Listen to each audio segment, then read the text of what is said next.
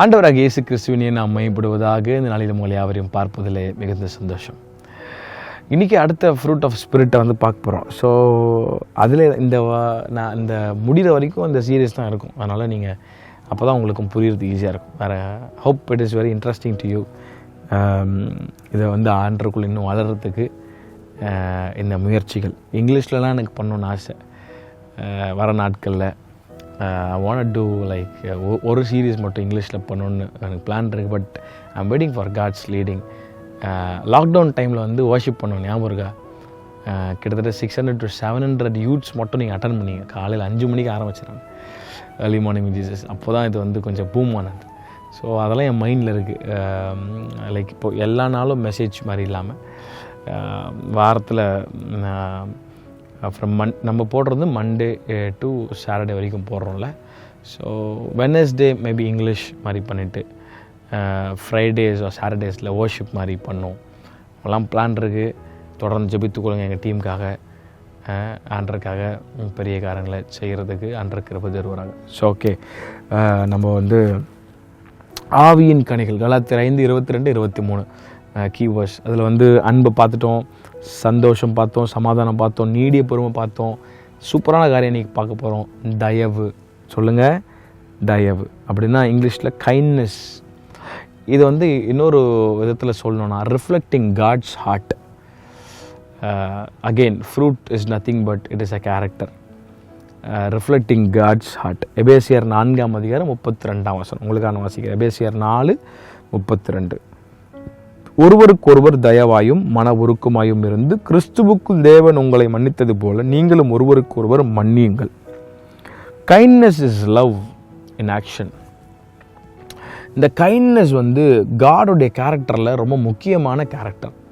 Because when Jesus came into this world, he was very kind, he was very compassionate. அவர் மனதுருக்கத்தின் தேவனாய் காணப்பட்டார்.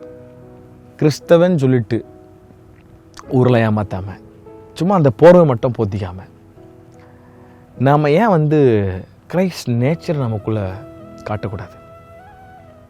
வெறும் கிறிஸ்டியனாக இருக்கிறதுனால ஒரு பிரயோஜனமும் கிடையாது. நாம் நம்மளை ஏமாற்றிட்டு தான் இருக்கோம். ஆகவே கிரைஸ்டுடைய கேரக்டர் நமக்குள்ளே வேணும். அப்போது வார்த்தைக்கு நம்ம கவனம் கொடுக்கணும், வார்த்தைக்கு நம்ம கீழ்ப்படும்.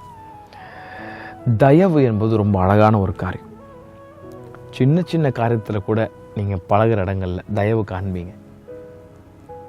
இயேசு நம்மளை மன்னித்தார். நீங்கள் உங்கள் கீழே யாராவது வேலை செய்கிறாங்களா? தப்பு எல்லாரும் தான் பண்ணுறாங்க. Try to show kind, be kind to them. அவங்களுக்கு கொஞ்சம் மனசு இறங்குங்க. தப்பு தான்.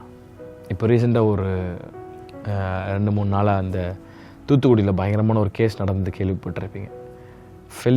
பெனிக்ஸும் அவங்களுடைய அப்பாவையும் எத்தனையோ வருஷத்துக்கு முன்னாடி போலீஸ் பயங்கரமாக அடித்தாங்களே. அன்றைக்கி இட் வுட் ஹாவ் என்ன சொல்கிறது, ஒரு நிமிஷம் யோசிச்சிருந்தால் அவங்களுக்கு கைண்ட்னஸ் காட்டியிருக்கலாம். அவங்க பண்ணது பெரிய தப்புலாம் கிடையாது. ஆனால் அரசாங்கம் அதற்கான சட்டங்களை அவங்க இன்றைக்கி எடுத்துருக்குறாங்க. அன்றைக்கி ஒரு சான்ஸ் அவங்க கொடுத்துருக்கலாம். லாக்டவுன் டைமில் கடை வச்சுட்டாங்க. இது ஒரு பெரிய ஒரு விஷயம் கிடையாது. ஆக்சுவலி இன்றைக்கி நம்மளும் வேலை செய்கிற இடத்துல, படிக்கிற இடங்களில், நம்ம பெரியவங்கக்கிட்ட, அப்பா அம்மா கிட்ட நம்ம கைண்டாக இருந்துருக்கலாமே. என்ன பண்ணி சொல்ல போகிறாங்க, இது போய் கடைக்கு போடா, இதை எடுத்துகிட்டு வாடா, அதுக்கு நம்ம வேறு மாதிரி ரியாக்ட் பண்ணியிருக்கிறோம். இது ஆண்டவருடைய கேரக்டர் இல்லையே. I am not putting you in guilt space, but ஆண்டவர் உங்களுக்கு அதை எக்ஸ்பிளைன் பண்ண விரும்புகிறேன்.